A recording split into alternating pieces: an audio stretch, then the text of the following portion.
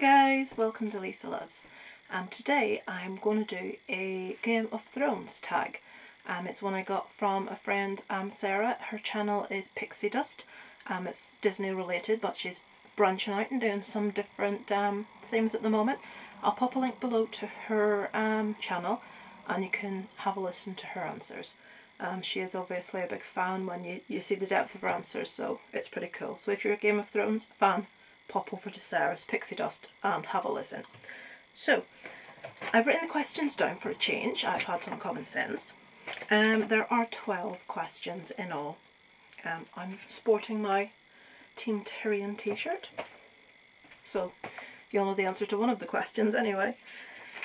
So, 12 questions, which I will pop below in the description. First question: when did you start watching Game of Thrones and why? Right, I was really late to the party with this. I tried Game of Thrones, I don't know, 4 or 5 years ago, quite a while ago. I watched maybe 2-3 episodes and it didn't gel with me at all. The reason I didn't like it is probably the reason a lot of women were put off it initially. I have no issue with nudity. I have no issue with beautiful women, but I felt, and still to a degree do feel, that Game of Thrones very much manipulates the woman and the nudity, and we don't get the same degree of nudity with the males. I mean, Jon Snow's backside was like the most excitement women have had the entire way through the show, and I think it sort of says something that now the Emily Roberts that plays, I hope I've got that name right, that plays Daenerys, and there was another one. Anyway, they actually now are established enough in the roles to refuse a lot of the nude scenes if they feel they aren't warranted, and I know the actress that plays Daenerys has done that quite a lot in the last few seasons, because now she feels she can, if it's warranted, by all means, but gratuitous, it just put me off at the beginning. But everyone ranted and raved about it so much. I'm not one of these people that think, oh well, I don't like it and that's it. I begin to question myself and think, well, I must be wrong. Everyone else is loving this and I'm not. So I give it another chance. A few friends had said, give it the first season. Even if you're not enjoying it to start with, give it that first season. So I did. And I adore it now. I love it. I forgive the female nudity. I'm sure as a male viewer it's a bonus, but as a female it's a bit like, oh, again, you know what I mean? Make it even, I don't have a problem. Have both parties as nude as one another, I don't have a problem, but it's a bit one-sided, guys. Yeah, well, just so I feel like there's a little bit of inequality between the amount of nudity that happens with women, this woman in particular, and it happens with the other guys. You know, I just think that should be, I think that should be even. Right, so I started watching it properly then. My second attempt was 2016, purely because everyone else was talking about how awesome it was. Number 2, who is your favourite character?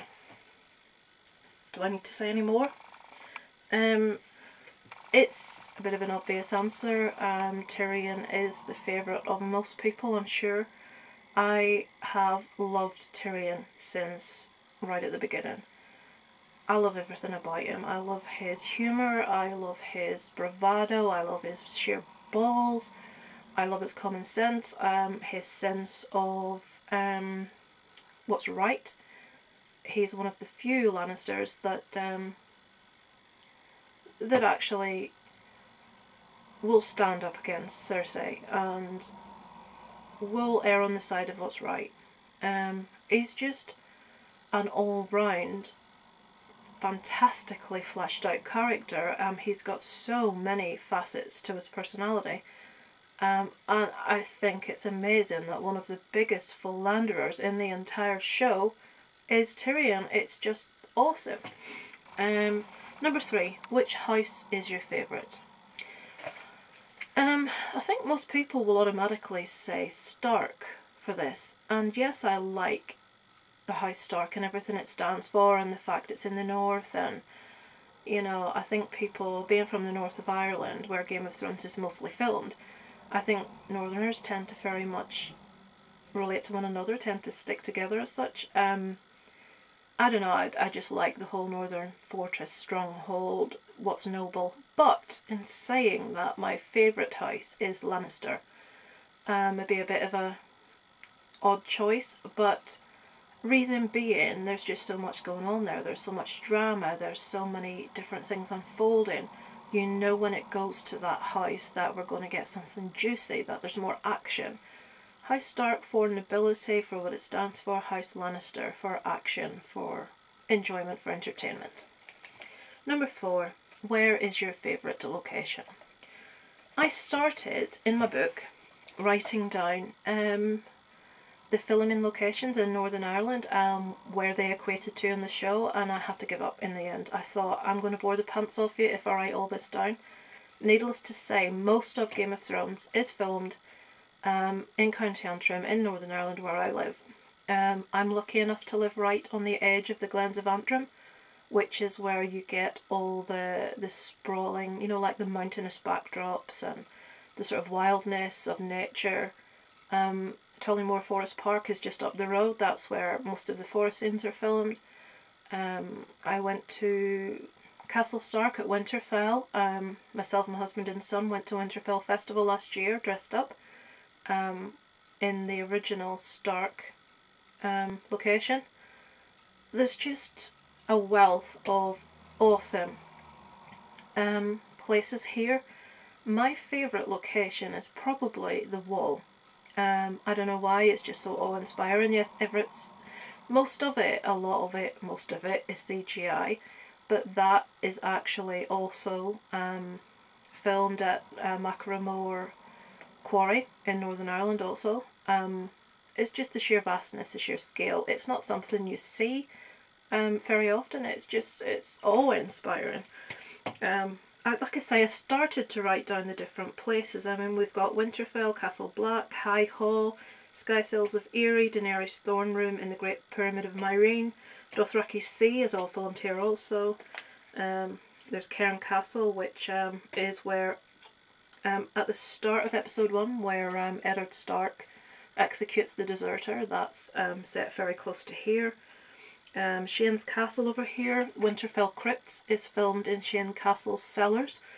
I've got, guys, you know, I'm not going to bore you, but I count myself very lucky to be right on the doorstep of Game of Thrones country. We regularly go up to what's known as King's Road, which is, what do you call those trees? Dear me, in Armoy, what are they called? Dark Hedges. They're called the Dark Hedges here, but they're King's Road on the show.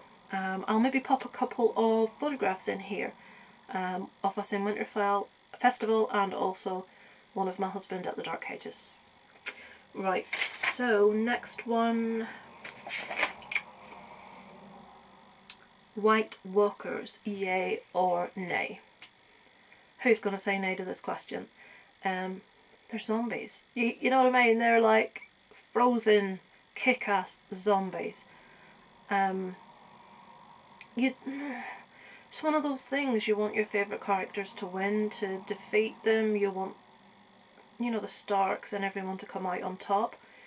But when you see those White Walkers and the Whites and the Giants and everybody, it's just like, wow. Just from the second they walk on that screen, you're just awestruck. I love them. I also like the fact that we don't see them all the time. I think a lot of shows make the mistake of showing too much of certain things. And yeah, we have seen a lot of them in the last season, but not so much that we're going to get used to them, that they're going to be not wow to us. Well, they are to me anyway. Yeah, I read something online and I love this.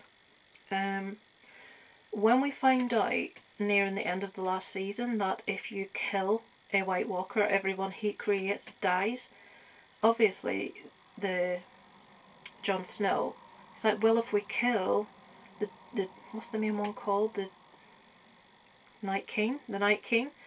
They're gonna all die because he created them all.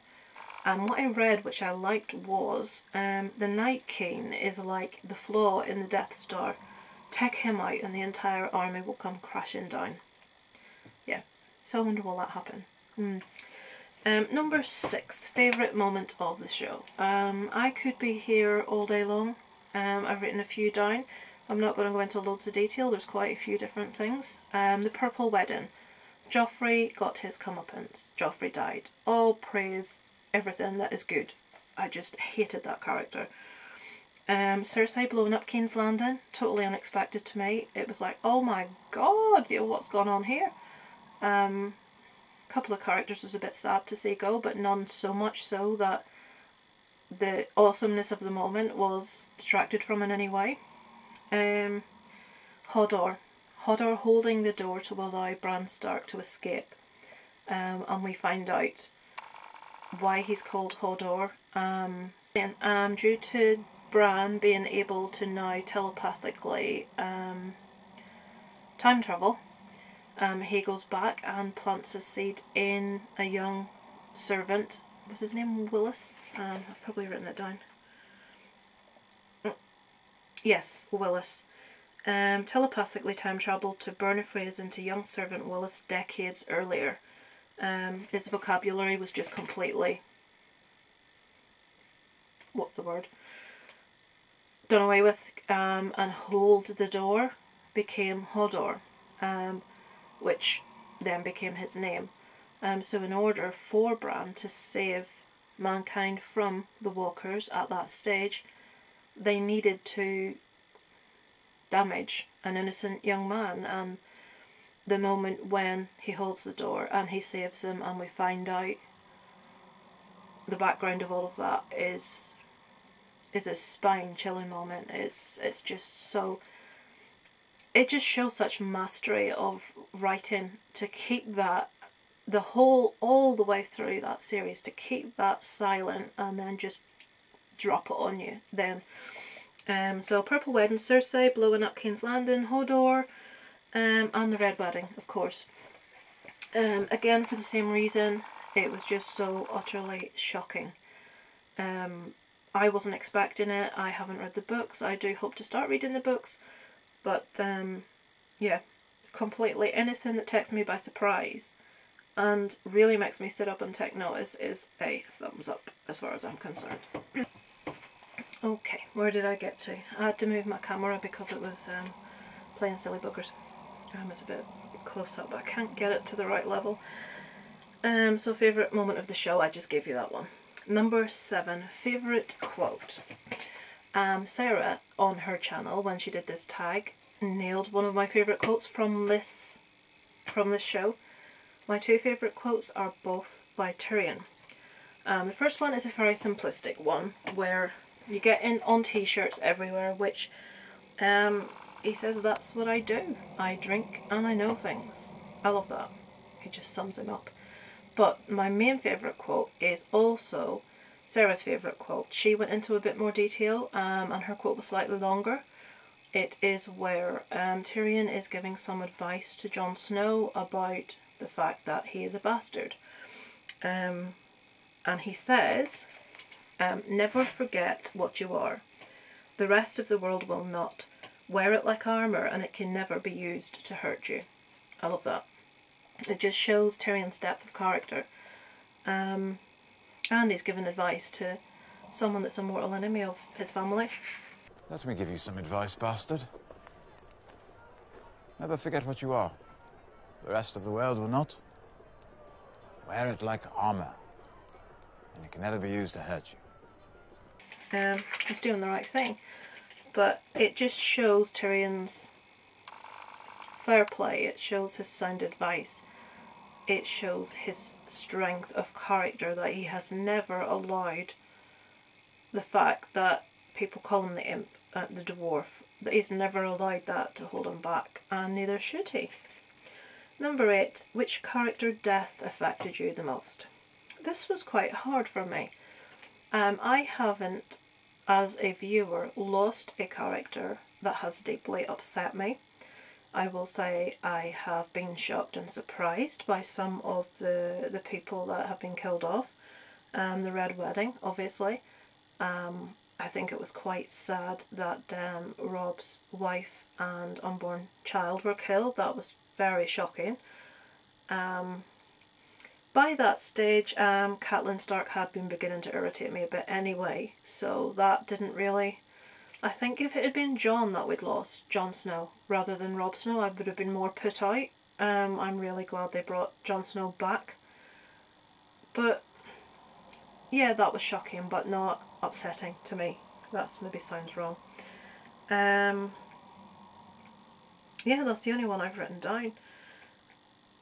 I would say, for me, the saddest death within Game of Thrones has been Hodor. It's like an innocence thing. He's just trying to do the right thing. He's innocent. Does he know that he's going to die? That one's quite upsetting. And the wolves. People forget about the wolves. Death's affecting me. Not in the way that I think the questions meant, but Littlefinger. Oh, hooray. Fantastic. I was praying for that at that moment. Please do it, do it, do it. And then I thought they won't do it, they won't do it. And they did, and I was delighted. It was awesome.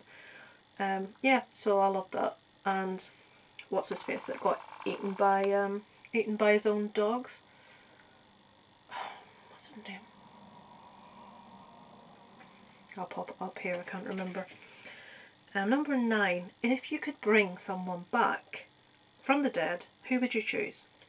Right, I've got a few people written down here.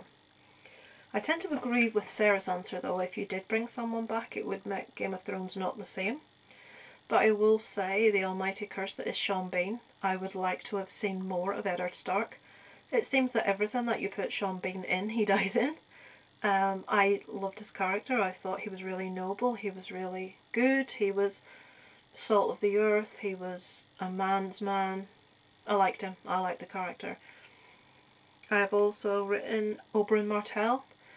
I really didn't like the fact he died in the battle where he got his head crushed, which was a bit squeamy. We obviously all thought he'd won, and in the end, foul play, he got his head crushed, and it was a bit, was there any need for that, really? I thought that was a bit,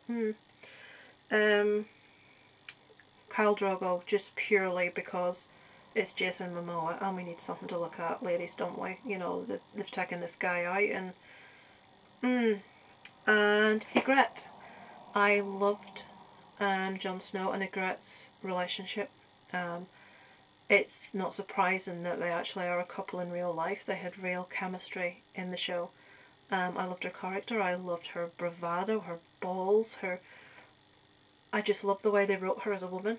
Obviously, yes, we've also got Cersei, who's ballsy, and Daenerys, but Ygritte had a rawness, had a strength about her. She wasn't using her feminine wiles and manipulation to get her own way. She was just as much in there, in the thick of things with the men. She was just every bit as brave and as strong as they were, and I loved that. I would have quite liked to have seen her stay in the show. So yeah, I'll pick, of those, they're the only ones that come to mind that was a bit, but I think I'd pick Ygritte to come back. Number 10, do you read the books? No, I don't, but I would like to start reading them for the same reason that Sarah said on hers. I know the books give more detail about certain characters and scenarios, we get more backstory. I would like to just find out a bit more. Number 11, have you played Telltale's A Game of Thrones? No, but last week I was in a toy shop buying something for my son and I spied the Walking Dead's version of this game and I bought it. And when I went to the cashier, he said, do you realise they do a Game of Thrones version of this also? And I'm like, what? They do? So it's like a point and click adventure game. I don't know if anyone remembers Broken Sword from many, many, many years ago. Making decisions about going here, going there, and your decisions affect whether you live or die, and you can pick different parts of dialogue. You get options of what you would like to say and you get to choose. So yeah, I definitely will seek out, once I finish The Walking Dead, I will seek out the Game of Thrones version and I will give it a go. Last question, number 12. What are you looking forward to most in the final season? Right, I think everyone wants to know who is going to get that Iron Throne. Originally, I would have said I would like to see Daenerys get it, but I actually now would like to see Jon Snow get it. From quite early on in this show, I was convinced that that Jon Snow was not Eddard Stark's son, that he was not a bastard. I just always had that feeling. I always also had the feeling that he was going to be more important in the show than was being put across. He wasn't just going to be this little insignificant man. Even with his bravery and his willingness to go into battle and his leadership, I always thought there would be more about the character, more significance to the overall picture, which obviously we now know is the case. I would like to see him as to me, is the rightful heir. People have said, oh well, maybe Daenerys and Jon will sit on the throne together, but when interviewed, the actress Emily Roberts, I really hope it is, that plays Daenerys, said Daenerys will never share that Iron Throne with anyone else. She has worked too long and too hard to get there. So I think that scuppers the idea that they may share that together. I want to see Cersei meet her downfall. I want to see her get her comeuppance in spectacular fashion. I would like to see that delivered by either Jaime Lannister or Tyrion. Quite possibly Jaime. He has grown on me as a character. Obviously at the start he makes some pretty shitty decisions, and the incest with his sister is probably one of the lesser ones of those shitty decisions. But no, I like him. Him and Brienne. Oh please, get Jaime and Brienne of Tarth together. It just has to happen. The season where they get close, I absolutely loved, and you can see that Brienne has feelings for him. But to me at the time it was put across like he would never in any way have any interest in her, but I feel as the seasons have gone on that it's something I would love to see. I would love to see those two get together. Have I written anything else? Yes, the only other thing I've written is Arya. I loved the whole storyline with her as the murderer, what do you call it, where she goes and kills the assassin, is the word I'm looking for. I would like to see more of that. Are we going to see more of Arya face borrowing someone else and killing someone else? I just want to see more of Arya. She's one of my favourite females in the show. Since they've taken Ygritte out, Arya is number one to me of the females in this show. I think Daenerys at the beginning appealed to me more when she was married to Khal Drogo and she ate the heart, which was an awesome scene. I think I forgot to mention that in my favourite scenes, where she eats the heart and she wins over the Dothraki people. And then obviously there's the fire and she's found alive with the eggs, is it the dragons at that stage, in the middle. I loved her at that stage, and obviously then when she freed the Unsullied. But as it's gone on, she's got a bit big for her britches. Maybe rightly so, I don't know. But I think she can be a bit above herself, a bit condescending. She's lost some of that sense of right, sense of fairness, which Jon Snow has not. And the fact that he refused to bend the knee to her, I liked. Even though Tyrion tried to convince him to do it, he wouldn't do it, which, yeah, much respect to Jon Snow for that. I don't know where that tangent came from. Yeah, so I'm looking forward to seeing if Arya kills anyone else off. But please not Cersei, because that has to be done by Jaime or Tyrion. So, I think I'll stop the waffling as of there. I'd be really interested to see anyone else's answers to this. Tell you what, I'm not going to tag any specific person. I am going to say, if you watch the channel, if you like Game of Thrones, I'd be really, really interested to see your answers to these questions. The tag was started by Pixie Dust, Sarah, so if you do it, if you could refer back to her channel as the origin of the actual tag. I will put all those details below. and I really hope some of you do it, because I would really like to see. I like talking about Game of Thrones. I'd really like to see other people's answers. So that's all for today, and it's over and out from Lisa Loves.